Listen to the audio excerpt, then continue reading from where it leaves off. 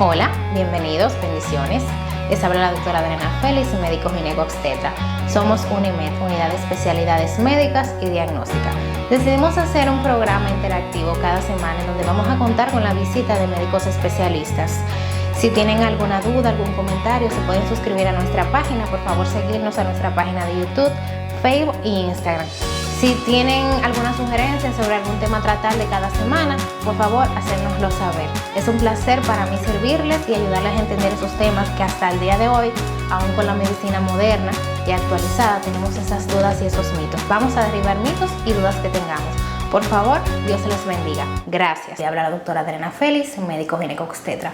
Como cada semana, traemos temas interesantes para ustedes. En esta ocasión vamos a hablar de lo que es el síndrome adherencial. Tenemos el día de hoy a la doctora Lucía Vicente, médico cirujano laparoscopista. Bienvenida, doctora, ¿cómo se encuentra el día de hoy? Muy bien, gracias a Dios, gracias por la invitación. Gracias. Doctora, este tema es poco conocido.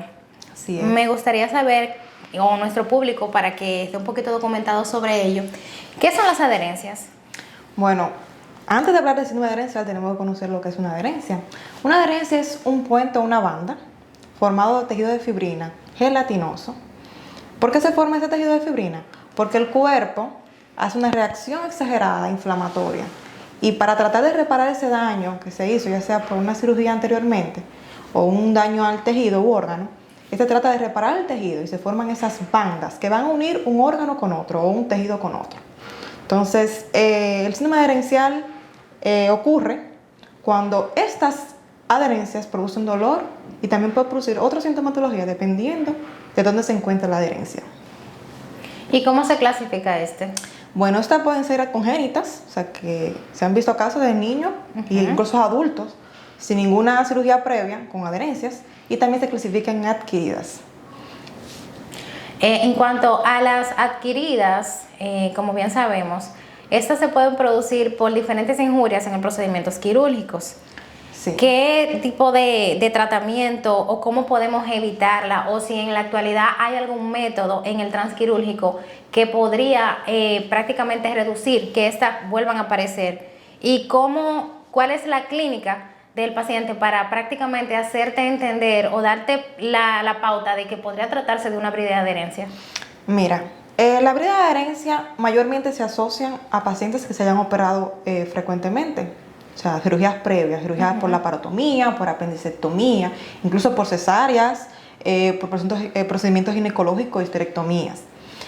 También se han visto casos de pacientes que tienen enfermedades pélvicas inflamatorias crónicas, que hacen esa adherencia, un síndrome que se llama síndrome de Pitt-Hopkins, que es adherencia entre el hígado y la pared. También pacientes que tienen dolor crónico pélvico, pacientes que reciben radiaciones, o sea, pacientes que se tratan de cáncer, que reciben radioterapia, también pueden formar estas bandas o adherencias. Entonces, ¿cómo podemos evitarla? Bueno, en realidad no se ha visto estudio que diga qué cosa evita las adherencias, pero sí se pueden dar algunas recomendaciones, principalmente el cirujano, si el procedimiento es abierto, durar menos tiempo quirúrgico.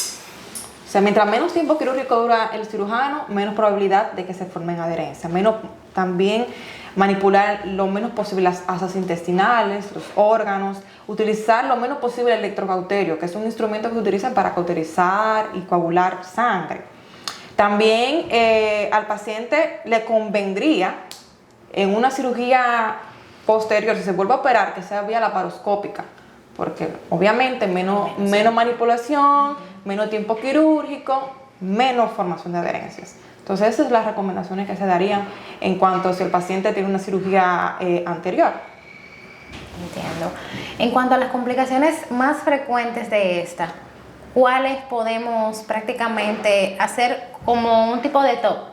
¿Cuál es la número 1, la número 2? ¿Cuáles son las que se ven más frecuentemente en estas? Bueno, el síndrome adherencial en un 75% de los casos produce una obstrucción intestinal.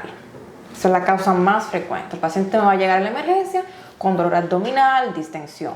¿Cómo yo me doy cuenta que el paciente se tiene que operar o no de una obstrucción intestinal? El paciente va a producir dolor, vómitos y distensión abdominal. Entonces, esa es la más frecuente, en un 75% de los casos.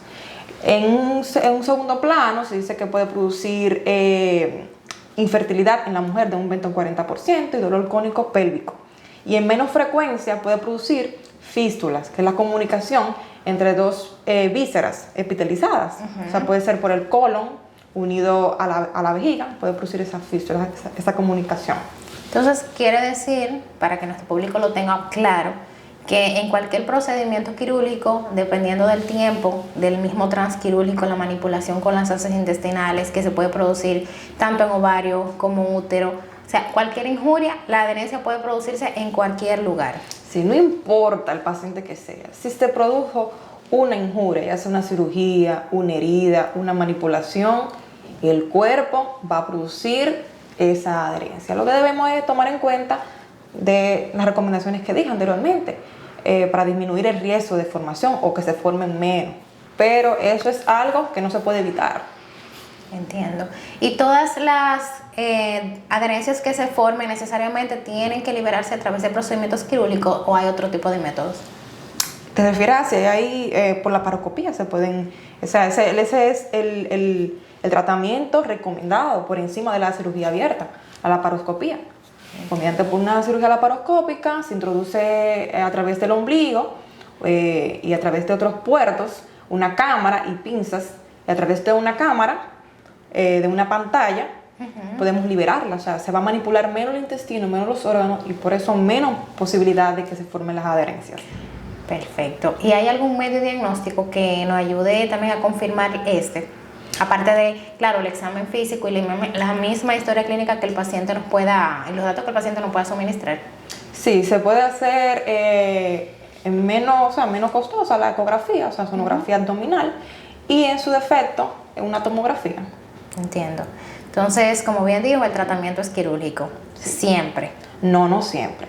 Por ejemplo, si un paciente me llega con un dolor abdominal a la emergencia y yo veo que el paciente le pregunto si está operado, pues lo que yo pienso, bueno, puede ser una adherencia.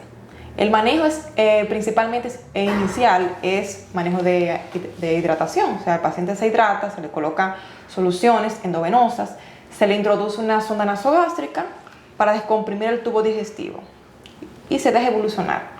O sea, el paciente tiende a mejorar de un 30 o 50% con hidratación. En caso de que no mejore, de que me presente datos de irritación peritoneal, pues si ahí se acude a cirugía. Y en este caso, de primera instancia, la cirugía laparoscópica.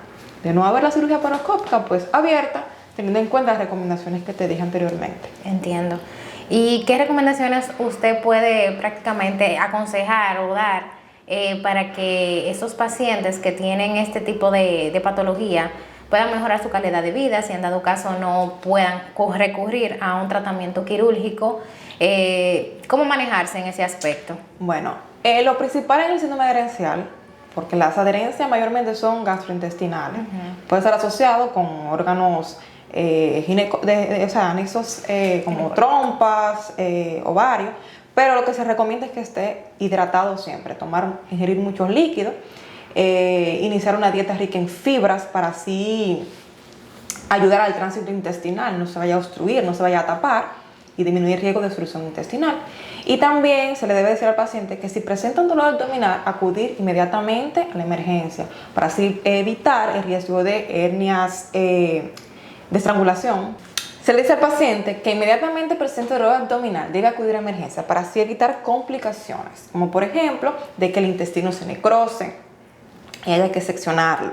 Entonces, desde que el paciente presente dolor abdominal, pues acudir a la emergencia. O sea, un dato muy importante es tratar de hacerle entender a la población y al paciente que siempre que se tiene un dolor abdominal, que sea un dolor agudo, un dolor intenso, no medicarse. Exacto. Porque puede producir prácticamente o enmascarar el cuadro y complicarlo todo. Sí, a veces pacientes tienen un dolor hoy y van a la emergencia los 3 días, ya después de haber tomado diclofenac, ranitidina. Entonces, esto empeora el cuadro. Y además, mientras más tiempo dura el paciente para llegar a la emergencia, mayor riesgo de complicaciones. Entiendo. Doctora, ha sido un placer tenerla acá con nosotros. El tema ha sido muy interesante. Realmente espero que haya sido de provecho. Por favor, si nos puede dar algún dato de dónde está laborando a nivel privado actualmente para que los pacientes puedan hacerle su visita. Sí, claro, estoy en UNEMED, que queda en la calle Bonaire, número 104, en el Sancho Sama, en el tercer piso, suite 306, consultorio 9. Lunes y martes, de 8 a 1. Bueno, ha sido un placer, gracias. Gracias a tu orden siempre.